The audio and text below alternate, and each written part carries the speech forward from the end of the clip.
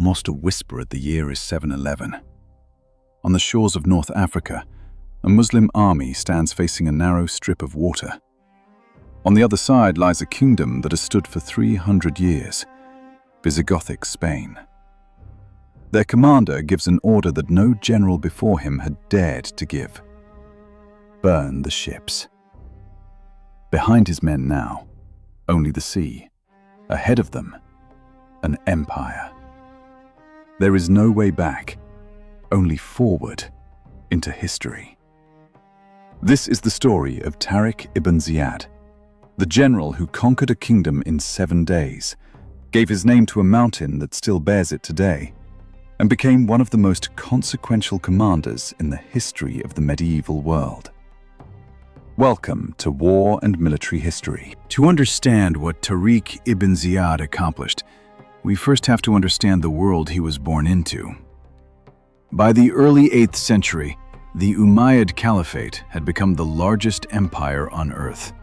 Stretching from the Indus River in the east to the sands of North Africa in the west, it had absorbed the Persian Empire, humbled the Byzantines, and pushed Islamic rule across an entire continent in less than 100 years. But North Africa, the region the Arabs called Ifriqiya, had not fallen easily. The Berber tribes of the Maghreb resisted for decades.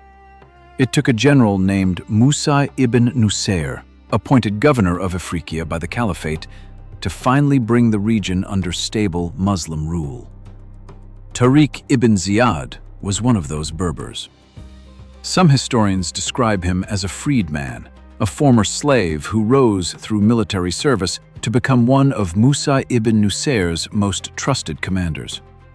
Others argue he came from Berber nobility. What all sources agree on is this: by the time he appears in the historical record, Tariq was already a proven soldier, disciplined, courageous, and fiercely loyal to the cause he served. Musa ibn Nusayr made him governor of Tangier, the frontier city facing Europe across a narrow strait of water.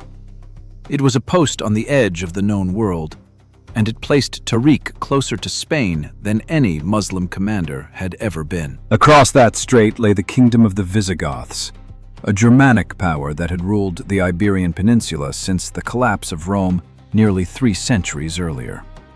By 711, that kingdom was not the fortress it appeared to be from the outside. It was a kingdom cracking from within. A civil war had just ended.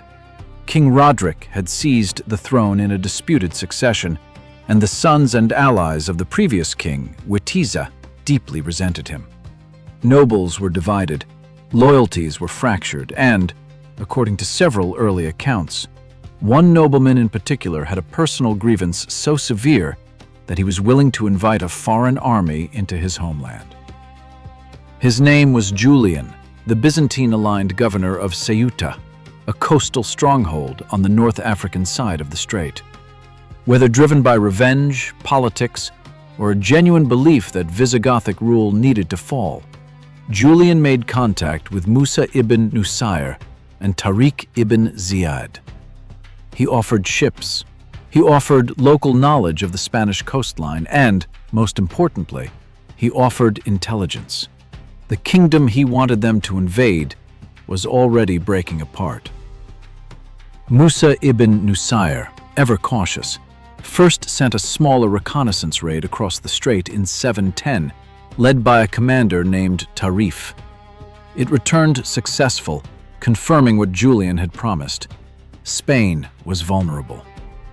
Now it was time for the real invasion, and Musa gave command of it to Tariq ibn Ziyad. In the spring of 711, Tariq assembled a force historians estimate between 7,000 and 12,000 men, the vast majority Berber tribesmen, supported by a smaller corps of Arab troops. Using ships supplied by Julian, they crossed the narrow straits separating Africa from Europe. They landed near a great rock rising from the coastline, a natural fortress of stone facing the sea. Tariq established his base there, and history would remember it by his name, Jabal Tariq, the Mountain of Tariq.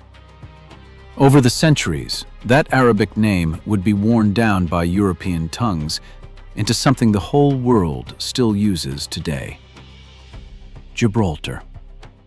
Even now, more than 1,300 years later, one of the most strategically important points on Earth carries the name of a Berber general who stood there for the first time in the spring of 711. It is here that the most famous story about Tariq ibn Ziyad enters the historical tradition. According to later Arabic chroniclers, once his army had landed, Tariq gave an order that stunned his own men. Burn the ships.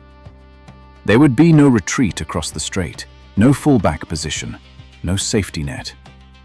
Every soldier standing on that beach now had exactly one path available to him: forward, into a kingdom they knew almost nothing about, against an enemy that outnumbered them many times over. Historians today debate whether this event happened exactly as described, or whether it was added later as legend to elevate Tariq's reputation. But whether literal fact or powerful myth, the story survives for a reason. It captures something true about the campaign itself. This was not a raid. This was a commitment with no way back. Arabic tradition preserves a speech attributed to Tariq before the coming battle, delivered to his vastly outnumbered army. Its exact wording has been shaped and reshaped over centuries of retelling, but its core message has echoed through Islamic military history ever since. This is the emotional peak of the chapter. The sea is behind you, the enemy before you. You have left now only the courage and constancy God has given you. News of the landing reached King Roderick quickly. He was campaigning in the north against the Basques, but he immediately turned south, gathering a large Visigothic army. Sources give wildly varying numbers, but virtually all agree Roderick's force significantly outnumbered Tariq's. The two armies met near the Guadalete River in southern Spain in July of 711. On paper, this should not have been close. A small invading force, cut off from reinforcement, facing the full military weight of an established kingdom on its home ground. But Roderick's kingdom was not as united as its numbers suggested. Several accounts describe key Visigothic nobles, allies of the previous king Witiza, still bitter over the disputed succession, either withdrawing their forces mid-battle or defecting outright to Tariq's side. The Visigothic line broke. King Roderick himself vanished from the historical record in the chaos of the defeat. His body was never confirmed, and for centuries afterward, legends would persist that he had somehow survived. But as a king, and as a ruler of Spain, Roderick was finished. In a single battle, the head of the Visigothic kingdom had been effectively removed, and the road into the heart of Spain now lay open. What happened next stunned even the Muslim commanders back in North Africa. Rather than waiting for reinforcement or consolidating his position, Tariq pushed forward immediately, splitting his forces to move on multiple Visigothic cities at once. Cordoba fell. Toledo, the Visigothic capital, opened its gates. City after city, region after region, the kingdom that had ruled Iberia for 3 centuries dissolved with a speed that seemed almost impossible. Part of this was military skill. Part of it was the collapse of Visigothic central authority after Roderick's death. And part of it, as many local populations, particularly persecuted religious minorities under Visigothic rule, chose accommodation with the new rulers rather than resistance. By the end of 711, in the space of only a matter of months, the majority of the Iberian Peninsula had come under Muslim control. Musa ibn Nusayr himself crossed the strait the following year with a larger army to complete the conquest and, notably, to reassert his authority over a subordinate whose success had begun to eclipse his own. What Tariq ibn Ziyad had built with a force of a few thousand men, cut off from home, would become the foundation of Al-Andalus, a civilization that would flourish in Spain for nearly 800 years, producing scholars, architects, scientists, and philosophers whose work would echo across the medieval world. Tariq ibn Ziyad's own story after the conquest fades quickly from clear historical record. Some accounts suggest tension between him and Musa ibn Nusair over credit for the victory. Both commanders were eventually recalled to Damascus by the Caliph, and after that, Tariq largely disappears from the sources. We don't have a confirmed date or place of his death, but the empire he helped create did not disappear. Al-Andalus became one of the most advanced civilizations of the medieval world, a place where Cordoba's libraries held hundreds of thousands of manuscripts at a time when much of the rest of Europe could barely read. Mathematics, medicine, astronomy, architecture, all flourished under a civilization whose first foothold in Europe was carved out in 7 days by a general who reportedly told his own troops there was no way home. And his name never left. Stand at the southern tip of Spain today and look across the strait toward Africa, and you are looking at Gibraltar, Jabal Tariq, the mountain of Tariq, a name given by history to a man history otherwise chose to forget the details of.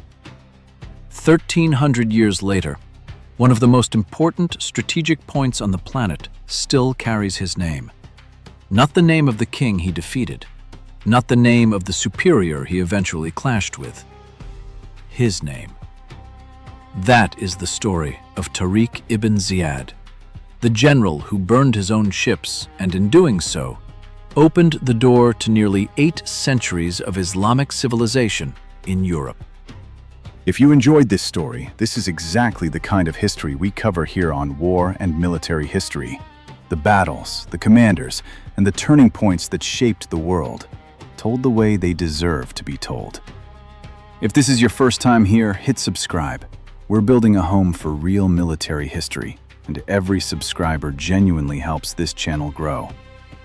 Drop a comment and let us know which general or battle you want us to cover next. And if you want more stories like this between our full documentaries, follow us on TikTok and Facebook. Links are down in the description. Thank you for watching. We'll see you in the next one.